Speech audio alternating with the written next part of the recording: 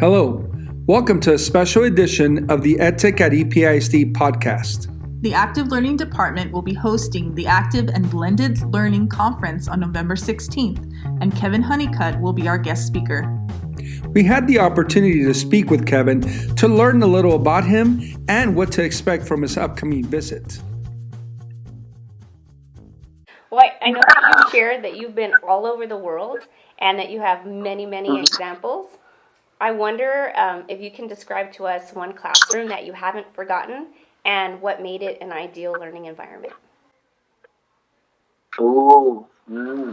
Okay, let me think now. I got to think this through a little bit. I was just at a school in Barcelona, I'd say maybe 3 months ago. It was called Our Dream School. So a whole bunch of thinkers got together and said, what are all the movements in the world, and if we mashed them up, what would a school look like? This school still had amniotic fluid on it. I mean, it wasn't even done being built. The kids were already there. The parents were already there. This is grade school through junior high and high school.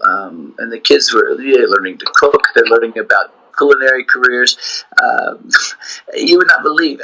And you can look it up, and I'll give you a link to the school on Twitter. What I see happening there is the kids drive the curriculum with their passion, and the teachers honor the passion and facilitate their dreams. Literally, it is that. At the front of the school, there is a retail space because they front to a retail area of Barcelona. And so it's shop, school, shop. So what's going to happen, and I'm collaborating with them on this, is so we're building an entrepreneur program. So kids will build like clothes or products or whatever they dream about, and they'll have that entrepreneur space. They'll have that retail space for like a week that people can walk in off the street and purchase from them, and they're just a shopkeeper for that time, and then it becomes someone else's space. So here's this living example of kids becoming entrepreneurs in a pretty cool space. In the meantime, the school and our conversation was, don't build pretty schools, don't build cathedrals and expect everyone to honor everything that was built day one before the kids arrived. Let the school be this amorphous thing that develops as the kids come and express their needs. You know what I mean? Definitely. I want to see what it looks like. I want to see the neighborhood. Actually, it's amazing.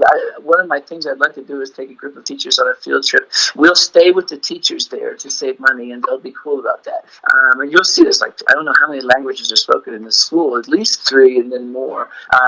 So it's the most sort of holistic, inclusive, diverse population of teachers and students I have ever seen anywhere.